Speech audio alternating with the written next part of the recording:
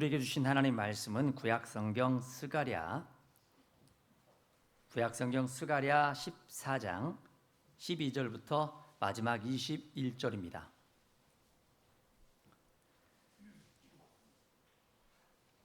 구약성경 스가랴 14장 12절부터 마지막 21절 말씀 한 절씩 교독하시겠습니다. 예루살렘을 친 모든 백성에게 여호와께서 내리실 재앙은 이러하니 곧 섰을 때에 그들의 살이 썩으며 그들의 눈동자가 눈구멍 속에서 썩으며 그들의 혀가 입 속에서 썩을 것이요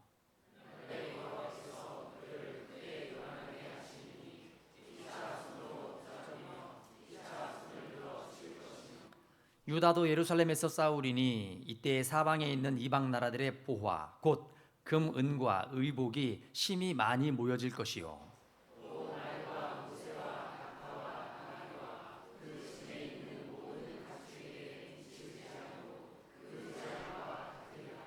예루살렘을 치러 왔던 이방 나라들 중에 남은 자가 해마다 올라와서 그 왕 만군의 여호와께 경배하며 초막절을 지킬 것이라.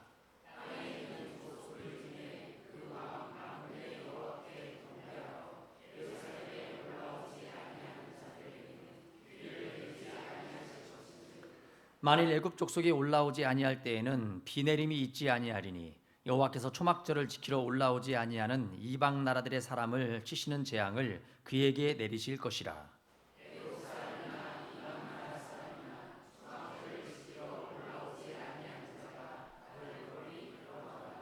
그날에는 말방울에까지 여호와께 성결이라 기록될 것이라. 여호와의 전에 있는 모든 솥이 제단 앞 주발과 다름이 없을 것이니 예루살렘과 유다의 모든 솥이 만군의 여호와의 성물이 될 것인즉 제사 드리는 자가 와서 이 솥을 가져다가 그것으로 고기를 삶으리라.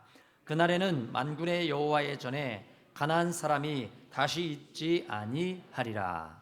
아멘. 아멘. 제2권사회 찬양으로 하나님께 영광 돌리시겠습니다.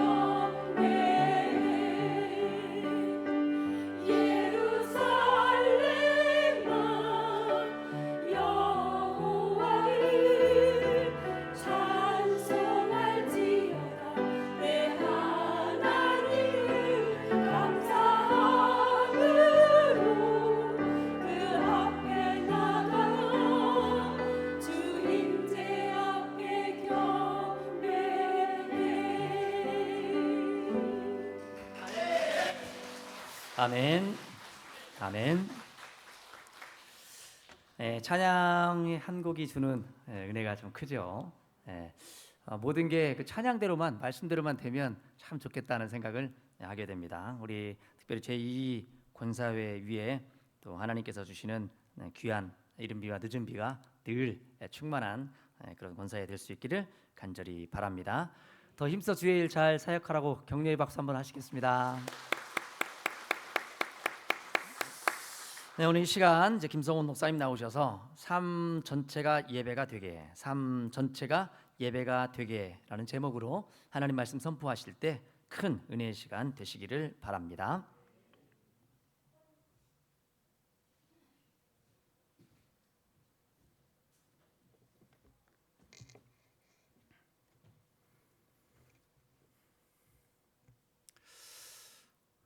(3일) 만에 뵙습니다. 네, 오늘도 기록된 하나님의 말씀인 성경과 그 기록된 말씀인 성경을 대언할 때 하나님의 음성을 친히 들으시길 간절히 소망합니다. 제가 앞에 원래적으로 멘트 하려고 했던 멘트가 있었는데 그 멘트를 잊어버렸어요. 왜 잊어버렸냐면 저는 저기 앉으면서 갑자기 좀 이렇게 울컥하는데 이건사의 찬양을 보는데 너무 울컥했습니다. 다른 게 울컥한 게 아니에요. 가사 찬양에 뭐 그거 울컥한 거는 뭐 그냥 뭐 그럴 수 있는 건데 처음에는 그냥 웃음이 나왔던 게 뭐였냐면 우리 안동현 장로님과 우리 선흥건 장로님의 그 모습의 차이가 너무나 웃겼습니다. 이게 뭐였냐면 여기에 김미자 권사님이 계셨고 여기에 왕영숙 권사님이 계셨는데 안동현 장로님은 김미자 권사님의 얼굴을 쳐다보지도 않으시고 그냥 앞에 정면만 바라보고 계시고 우리 왕영숙 권사님이 계시는 곳에 우리 선흥건 장로님은 진짜 눈빛에서 꿀이 뚝뚝 떨어지게 막 웃으시면서 쳐다보는데 그게 너무나 웃겼던 거예요. 그래서 와 이거 정말 너무 재밌다 하고 있다가 중간에 이제 우리 왕영숙 권사님이 좀 떨으셨어요. 근데 그때 제가 정말 울컥했습니다. 왜 울컥하게 됐냐면 사람은 누구나 다 자연스러울 수 없습니다. 사람은 누구나 다 완벽할 수 없습니다. 그런데 완벽해지는 경우가 있어요. 그 완벽해지는 경우가 뭐냐면 함께 할 때입니다. 제가 그 모습을 볼 때 갑자기 눈물이 왈칵 쏟아지더라고요. 그래가지고 왕 권사님이 그렇게 모습 보일 때 옆에서 이민숙 권사님이 또 옆에서 우리 정현주 권사님이 이렇게 딱 잡아주는 모습에 너무나 울컥했습니다. 그리고 제가 그 마음을 보면서 이게 교회지, 이게 하나님을 예배하는 예배자의 모습이지, 그 경험을 또 우리 이권사회를 통하여서 하게 되었습니다. 앞에 거 저 멘트 생각했던 거 잊어버려도 이게 너무 좋은 거예요. 우리 사랑하는 성도들의 모습을 통해서 하나님을 또 한번 경험하게 되었습니다. 그렇다고 우리 안동현 장로님이 김미자 권사님 미워서 안 쳐다본 거 아니에요. 네, 쳐다보면 안동현 장로님 웃음이 막 안 끊어질까 봐 안동현 장로님이 안 보신 거예요. 네, 자 오늘 하나님의 말씀을 볼 텐데 참 고생 많으셨습니다. 스가랴서 언제 끝날까 항상 숙제를 떠안으면서 말씀을 준비해 왔지만 오늘 드디어 끝을 바라봅니다. 우리가 지난 시간에 여호와의 날에 대하여서 최후의 승리자는 오직 여호와 하나님이시다라고 말씀을 전해드렸습니다. 여호와 하나님이 온전한 우리의 삶의 승리자 되어주시고 여호와 하나님만이 우리가 살아갈 이유 되심을 우리는 분명히 말씀을 통하여 나누었고 또 경험했고 그 말씀을 의지하여 우리는 삶으로 나아갔습니다. 14장의 말씀을 보면 단순히 종말을 예언하는 말씀인 것 같으나 종말을 예언하는 것으로만 끝나지 않습니다. 오늘날 하나님의 백성이 어떻게 살아가야 할지를 비춰주는 어찌 보면 거울과 같은 것이 바로 오늘 14장 말씀이기도 합니다. 근데 이 거울 같은 말씀이 스가랴 24장 말씀만이 아니라 창세기부터 계시록까지 이어지는 그 성경 66권의 그 모든 하나님의 말씀이 우리에게 정말 거울이 되게 하는, 우리의 모습을 통하여서 하나님의 역사가 온전히 이루어지게 하는 그런 놀라운 하나님의 말씀이며 가르침이기도 합니다. 예루살렘은 하나님 나라를 가리키면서 하나님의 백성 공동체를 뜻하고 있다라고 말씀을 드렸습니다. 하나의 지명을 이야기하는 것도 있지만 통칭적으로 예루살렘은 그렇다라고 말씀을 드렸죠. 그곳은 평안이 있고 생명이 있다라고 말씀드렸습니다. 더 이상 전쟁이나 고통이나 눈물이 없는 곳이 바로 하나님의 나라이다라는 것을 우리 사랑하는 성도님들은 잘 아실 겁니다. 오늘 본문은 여호와의 날 그 이후에 구체적으로 어떠한 일들이 이루어지고 펼쳐지는지를 말씀하는 내용이기도 합니다. 여호와 하나님은 심판의 하나님이시면서 동시에 회복과 성결을 이루시는 분이심을 우리는 또 말씀을 통하여서 깨닫는 귀한 시간 되시길 간절히 소망합니다. 여호와 하나님의 심판은 참 철저한 것 같아요. 우리가 12절 말씀만을 보아도 어찌 보면 좀 잔인한 것 같지 않습니까? 그 말씀에 기록된 것이 어떻습니까? 예루살렘을 친 모든 백성에게, 예루살렘을 괴롭힌 이방 민족들과 이방 나라들에게 하나님께서 내리실 재앙은 이러하다라고 설명하는데 그 재앙의 내용이 어떻습니까? 그들의 살이 썩고 그들의 눈동자가 눈구멍 속에 썩고 그들의 혀가 입속에 썩고 다 썩는데요. 잔인하지 않습니까? 징그럽지 않습니까? 하나님의 재앙은 그런 무서움이 있다라는 거예요. 이 재앙을 생각해 볼 때에 우리는 출애굽기에 나와 있는 10가지 재앙을 생각 안 해볼 수 없습니다. 그 모든 재앙들을 바라볼 때에 사람이 할 수 있는 것, 또 사람이 막을 수 있는 것 있든가요? 아무것도 없더라는 거예요. 하나님께서 허락하신 그 재앙에 있어서는 그 어느 누구도 막을 수 없었습니다. 그 재앙으로 인하여서 이스라엘 백성들이 출애굽했던 것이고, 그 하나님의 역사를 통하여서 이스라엘 백성들이 하나님의 인도하심을 따라서 그 놀라운 일들을 행했음을 경험함과, 그리고 그 모습들이 온전히 우리의 삶 가운데 나타나기를 바라는 신앙으로 쭉 이어진 그것이 바로 현재 우리가 이 자리에서 하나님을 예배하는 예배의 자리인 줄 믿습니다. 사람의 방법으로는 도저히 피할 수가 없습니다. 하나님께서 말씀하시고 하나님께서 계획하신 일들에 우리가 그 일을 어찌 막을 수 있겠습니까? 세상에는 올 한 해에도 여러 재난들이 많이 있었습니다. 여러 재난으로 인하여서 많은 사람들이 목숨을 잃었고 많은 사람들이 재산의 피해를 봤습니다. 그때마다 그들이 살 수 있는 길이 열렸던가요? 그때마다 그들이 그들의 재산을 보호할 수 있는 그런 여건들이 됐던가요? 자연재해에 있어서는 인간은 속수무책으로 당할 수밖에 없는 존재임을 우리는 계속해서 보게 됩니다. 그런 놀라운 일들, 그 무서운 재앙들이 하나님의 손길을 통하여, 하나님의 계획을 통하여 이루어지니 얼마나 무섭지 않겠습니까? 얼마나 두렵겠습니까? 그리고 그들은 13절 말씀에 그들은 크게 요란하게 하실 것이고 피차 손을 들어 그들을 칠 것이다라고 기록하고 있습니다. 예루살렘을 친 모든 이들이 스스로 분열되고 스스로 무너질 것을 하나님께서 말씀하신 거예요. 이 일은 사람들에게만 임하는 재앙이 아니었습니다. 또한 어떠한 것으로 나타났습니까? 15절 말씀에 보면 그 모든 일에 있어 말과 노새와 낙타, 나귀까지 동일한 그 재앙의 심판 대상이 된다는 거예요. 그 말은 무엇입니까? 하나님께 대적한 자들뿐만이 아니라 하나님께 대적한 자들이 사용한 도구들까지도 하나님께서는 분명한 심판으로 멸절할 것을 이야기하고 있는 내용입니다. 두렵지 않습니까? 무섭지 않습니까? 하나님의 심판은 그렇게 인간이 막을 수 없고 인간이 상상할 수 없는 그 이상의 것으로 하나님께서는 그 심판을, 그 재앙을 이루어 가시는 분이십니다. 우리가 기억해야 할 중요한 사실이 있습니다. 우리가 여호와 하나님의 손에 이끌림을 받는다면 우리에겐 승리가 있다는 거예요.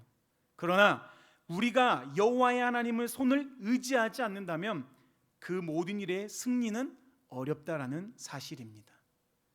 그 기준을 우리는 온전히 세워가야 할 줄 믿습니다. 그 수많은 혼돈 속에서 하나님께서는 유다 백성들도 참여하여 싸울 것을 말씀합니다. 14절 말씀에 보면 유다도 예루살렘에서 싸우리니 이때에 사방에 있는 이방 나라들의 보화 곧 금, 은, 의복이 심히 많이 모여질 것이다라고 기록하고 있습니다. 싸움을 통하여서 수많은 금은보화가 예루살렘으로 쌓이게 될 것을 이야기하는 거예요. 전쟁을 통하여서 얻는 것이 무엇입니까? 우리는 뭐라고 이야기해요? 전리품. 그 전리품이 예루살렘에 모이게 된다. 단순한 전쟁의 전리품을 이야기하는 것이 아닙니다. 하나님의 공의가 실현되는 상징물이 되기도 합니다. 하나님께서 그 악을 처벌하시고 자기 백성을 의롭게 회복시키시는 놀라운 역사가 바로 이 말씀이기도 합니다. 하나님이 원래 세우신 질서를 회복시키는 거고, 이 놀라운 회복의 역사를 통하여 지금 이 자리에 모인 우리도 하나님께서 말씀하시는 그 놀라운 은혜를 경험하고 그 모든 일이 하나님의 계획이 이끌려서 온전히 이루어짐이 있는 귀한 우리 사랑하는 성도님들의 삶이 되시길 주님의 이름으로 축복합니다. 16절 말씀에 보면 이후에 남은 자들이 이야기됩니다. 이후에 남은 자들, 그 이방의 남자들, 또 유다의 남자들, 그리고 하나님의 백성으로 살아가는 자들, 그들을 향하여서 말씀하시는 하나님의 음성이기도 합니다. 이후에 남은 자들 뭘 합니까? 여호와 하나님께 경배한다라고 기록합니다. 경배하라고 기록하고 있습니다.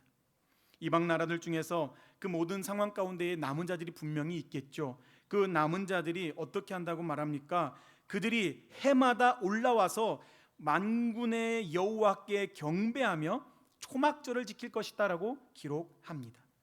해마다 올라온대요. 해마다 올라와서 이 초막절을 지킨다라고 말씀하고 있습니다. 초막절은 다시 말하면 무엇입니까? 하나님께서 광야에서 백성들을 지켜주시고 그 은혜를 기억함으로써 지켜지는 절기가 바로 초막절 아니겠습니까? 이방인들이 이 절기를 지킨다라는 것은 하나님의 구원을 그들이 인정한다라는 놀라운 결과가 이루어졌다는 사실이에요. 이방의 왕들도 하나님의 통치 아래 복종하게 되는 것을 이야기합니다. 세상의 모든 민족이 여호와 하나님 앞에 예배자로 설 수 있음을 나타내는 그 증거가 바로 이 말씀이 됩니다. 모든 이들이 구원의 복된 길에 접어드는 놀라운 하나님의 역사를 우리는 오늘 말씀을 통하여서 또한 보게 됩니다. 또한 17절에서 19절 말씀에서 보면 땅에 있는 족속들 중에 그 왕 만군의 여호와께 경배하러 예루살렘에 올라오지 아니한 자들도 이야기합니다. 그곳에 올라오지 아니한 자들에게는 하나님께서 뭘 내리지 않으신대요? 비를 내리지 않으신다라고 기록합니다. 또한 18절에 만일 애굽 족속이 올라오지 아니할 때에는 비 내림이 있지 아니하리니 여호와께서 초막절을 지키러 올라오지 아니하는 이방 나라들의 사람을 치시는 재앙을 또한 그에게도 어디 유다 백성들에게도 내리실 것을 하나님께서 말씀하십니다. 애굽 사람이나 이방 나라 사람이나 19절입니다. 초막절을 지키러 올라오지 아니한 자가 받을 벌이 그러하다라고 기록하죠. 비는 단지 하늘에서 내리는 하나의 어떤 물로서 뜻하지 않습니다. 물론 그 시대에는 농경 사회예요. 농경 사회는 비가 얼마나 우리에게서 중요한지를 나타내는 사회이기도 합니다. 비가 오냐 안 오냐에 따라서 풍년이 좌우되는 그 시기가 바로 농경 사회예요. 근데 비를 내리지 않는다? 그들의 먹을 것이 사라진다라는 거예요. 그들의 삶을 살아가는 데 있어서 여유가 없어진다라는 거예요. 비는 곧 어찌 보면 생명과 같다라는 겁니다. 오늘 말씀에 설명하는 이 비가 바로 그거예요. 생명을 상징하는 겁니다.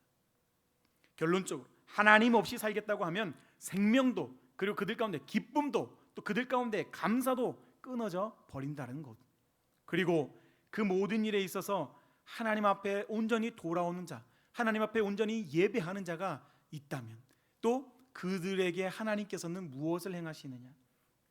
다시 비가 내리게 하시고, 그리고 그들의 마음에, 그들의 삶에, 그들의 관계에, 그들의 모든 여정에 다시 살아나게 하는 역사가 이루어질 것이다. 하나님은 말씀하고 있는 겁니다.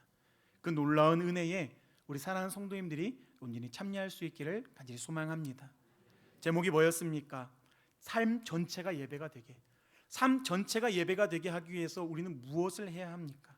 하나님의 말씀 가운데 거하는 것, 그리고 하나님의 뜻 안에서 살아가는 것, 하나님의 온전하신 그 뜻과 계획 가운데 순종하는 것, 하나님 앞에 나와서 예배하는 때에 하나님을 찬양하는 것, 하나님의 말씀에 입각하여 그 말씀이 우리의 삶의 육신이 되기 위한 그 길을 걷기 위하여 하나님 앞에 나와 기도하는 것, 어느 것 하나 빠질 수 있겠습니까? 아니요. 그 모든 것이 하나가 되고 또 같이 함께 모여서 우리가 한 마음 한 뜻이 되어서 그 어떠한 것이 아니라 여호와 하나님 한 분만을 바라보며 찬양하고 기도하고 말씀 듣고 함께 춤추며 뛰어노는 그 자리가 하나님을 예배하는 자리 뿐만이 아니라 내 삶이 세상에 살아가는 삶이지만 그 자리 안에서도 누가 뭐라 할지라도 내 삶은 오직 여호와 하나님께 있음을 고백하며 그 어떠한 것보다 세상의 중심이 아니라 오직 하나님 중심 안에서 바로 살고자 하는 그 믿음과 그 본이 우리 가운데 있다면 그것이 바로 삶 가운데의 온전한 예배 아니겠습니까? 그 예배가 우리 사랑하는 성도님들 가운데 있기를 간절히 소망합니다. 하나님의 나라 통치 그 날에는 20절에도 기록하고 있죠. 말 방울에까지 여호와께 성결이라 기록될 것이다라고 기록합니다. 또한 여호와의 전에 모든 솥이 제단 앞 주발과 다름없을 것이다라고 이야기합니다. 다시 말하면 우리가 드려지는 모든 일에 있어서 가장 평범하다라고 할 수 있는 어찌 보면 말의 방울, 그 다음 솥, 주방 기구들까지도 그 모든 일에 있어 성결해짐을 이야기합니다. 이 말에는 특별한 의미가 있어요.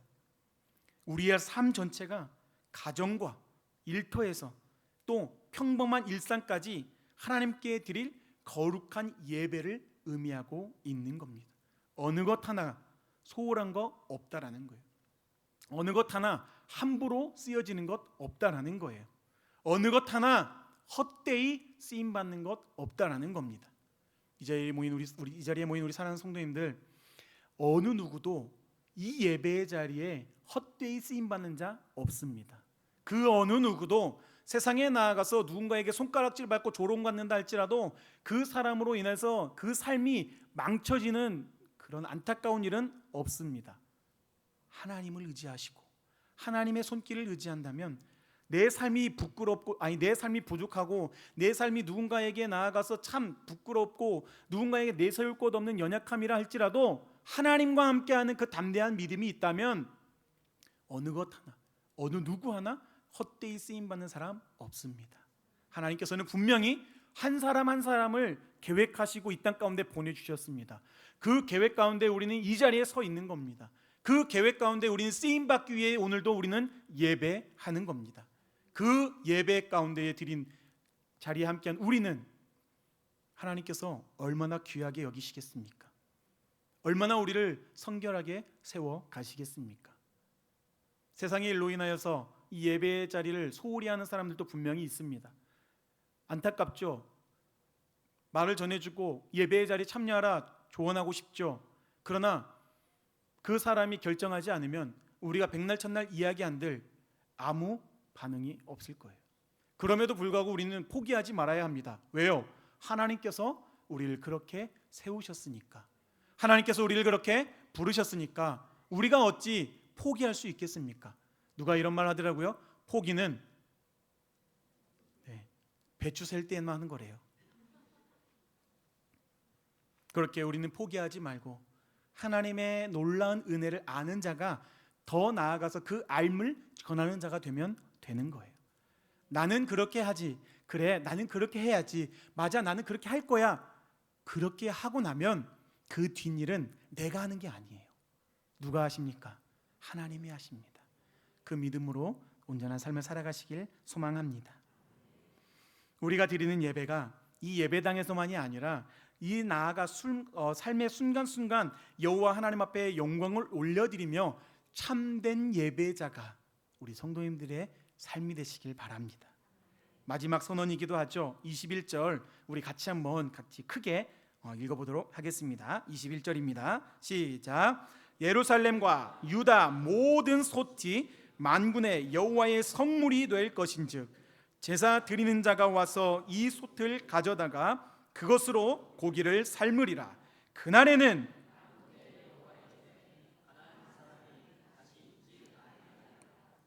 아멘.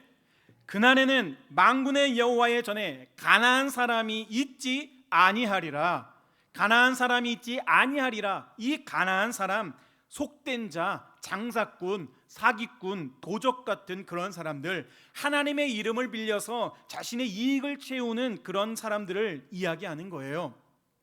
하나님께서 그 날에는 속임도 없고 거룩함만 남을 것이고 그 자리 가운데 이게 진실한 하나님을 예배하는, 하나님을 또한 경배하는 자들만 있을 것이다 말씀합니다. 예수님께서도 오늘 오전에 목사님께서도 성전 정결에 대하여서 말씀하셨죠. 그 성전 정결에 대하여서 예수님께서 가장 먼저 성전에 들어가서 하신 것이 바로 그거예요. 뒤집어 엎고 다 내쫓은 것. 뭐 때문에 그렇습니까?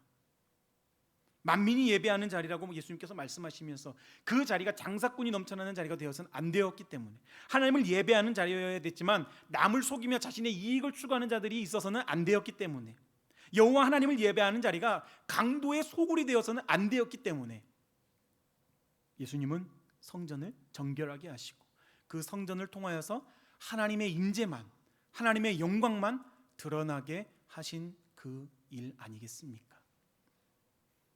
우리 사랑하는 성도님들, 생각해 보십시오. 우리가 이 예배의 자리에 모였습니다. 이 예배의 자리에 모여가지고 오늘 제가 이 앞에서 제가 마신 물이 참 영생을 얻게 하는 물입니다. 근데 이 물이 싸지 않아요. 1,000,000원이에요. 근데 여러분 다 사셔야 돼요. 안 사시면 지옥 갑니다. 사실 분들 저한테 따로 연락 주십시오. 그러면 안 사는 사람도 있겠지만 사는 사람 있을까요, 없을까요? 있어요. 근데 이 물 영생수예요? 아니에요. 영생을 얻어요? 아니에요. 사람은 이 세상에 와서 그냥 영원한 삶을 살아가는 것이 아니라 그냥 왔다가 그냥 우리는 먼지처럼 사라져요. 우리가 영원한 나라를 요구하는 것은 영원한 나라를 얻는 것은 우리가 이 육체적인 어떤 영원한 나라가 아니라 하나님 나라, 우리가 살아서 가는 곳이 아니라, 물론 뭐 하나님께서 임재하신 때에 어떤 역사가 이루어질지는 사람은 알 수 없지만 그 나라를 우리가 바라보는 것 아니겠습니까? 진시황도 자기가 영생불수를 누리기 위해서 노력했지만 결국 어떻게 됐습니까? 죽었어요. 살지 못했습니다. 저기 누구 신집단 그 어르신도 곧 가시게 생겼더라고요.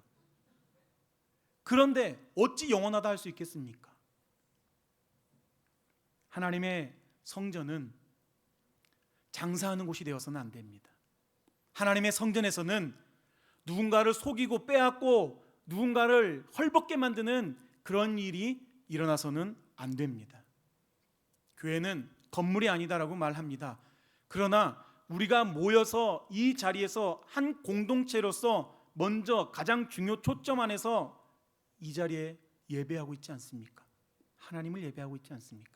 하나님의 이름으로 모인 이 공동체 안에서 하나님의 성결과 하나님의 거룩이 나타나야 하는데 장사를 한다? 남을 속인다? 어찌 하나님을 예배하는 곳이라 할 수 있겠습니까? 그러나 안타까운 것은요, 참 창피한 일은요, 많은 교회들이 그런 모습을 갖고 있어요. 그러니 어찌 한탄하지 않을 수 있겠습니까? 많은 여러 교회들이 장사를 하는 교회들도 있습니다. 물론 뭐 여전도회가 뭐 물건을 팔아갖고 선교 사업에 하는 거, 그걸 이야기하는 건 아니에요. 물론 그것도 때로는 잘못됐다라고 이야기할 수는 있긴 합니다. 교회는요, 하나님을 온전히 예배할 수 있는 자리가 되어야 돼요. 다른 어떤 것보다 물질이 오가는 자리가 되어서는 안 됩니다. 하나님을 예배하는 자리는 오직 여호와 하나님 그 이름만 높임받는 자리가 되어야 합니다. 하나님을 예배하는 예배의 자리에서는 남을 원망하고 남을 핍박하고 남을 조롱하고 남을 헐뜯는 그런 일들이 일어나는 곳이 되어서는 안 됩니다. 누가 어떻게 예배를 드리든지 간에 저 사람은 왜 저렇게 예배를 드리는지 모르겠어, 이게 아니라 정말 저 사람은 저 방법으로 하나님을 온전히 예배하고 있구나, 야, 나도 나의 방법으로 내가 정말 진실되게 하나님을 예배하는 방법을 찾고 나도 그렇게 하나님을 예배해야지, 이 마음이 우리 가운데 있어야 되는 거예요. 남을 비방해서도 안 되고 남을 헐뜯어서도 안 됩니다. 결단합니다. 스가랴서를 통하여서 종말의 환상뿐만이 아니라 이미 임한 여호와 하나님의 임재와 앞으로 임하실 그 하나님의 임재를 우리는 바라보면서 그 날에 완성된 그 하나님 나라의 통치 아래 우리는 어떠한 삶을 살고 어떠한 거룩함을 가져야 하는지 분명한 깨달음이 있기를 간절히 소망합니다. 제가 수요일 날 말씀을 전했는데, 제가 설교하면 제가 좀 자랑 좀 할게요. 우리 장모님과 우리 엄마가 봅니다. 제가 자랑 좀 하고 있어요. 장모님이 수요일에 제 설교를 봤어요. 근데 아내한테 이렇게 얘기했대요. 야, 김서방 수요일에 설교가 조금 힘이 없다. 근데 저는 힘 있게 했거든요. 근데 우리 아내도 좀 힘이 없었네요. 근데 광민이도 수요일날 목사님 왜 이렇게 힘이 없으셨어요? 이렇게 하는 거예요. 그러면서 제가 조금 더 으쌰했습니다. 오늘 제가 힘을 내어서 이렇게 열심히 전하고 있습니다. 장모님 보고 계시죠? 엄마 보고 계시죠? 네, 힘있게 설교하고 있습니다. 네, 우리가 온전히 살아가는 이 예배의 자리가 하나님 기쁘시게 하는 자리. 목소리가 어떻든지, 나의 삶의 방향이 어떻든지, 내가 자랑할 거 뭐 없더라도 하나님 앞에서 우리가 더욱더 하나님을 생각하는 자, 하나님을 기억하는 자, 하나님을 예배하는 자, 그게 우리의 모습이어야 할 줄 믿습니다. 하나님의 심판은 우리를 망하게 하려 하는 것이 아닙니다. 하나님의 심판은 회복을 위한 정결함의 불입니다. 우리를 새롭게 하고 우리를 정결케 하여 주님 앞에 온전히 예배할 수 있도록 허락하신 은혜의 통로인 줄 믿습니다. 최후의 승리자 여호와 하나님만 따르길 결단하시길 바랍니다. 말씀을 따라 지키며 우리의 삶을 성결하게 하고 참 예배자로 살아가는 삶이 바로 우리 가운데 있길 주님의 이름으로 축복합니다. 그럴 때 우리는 잠깐의 평안함이 아니라 영원한 하나님 나라의 평안함을 얻을 줄 믿습니다. 기도할게요.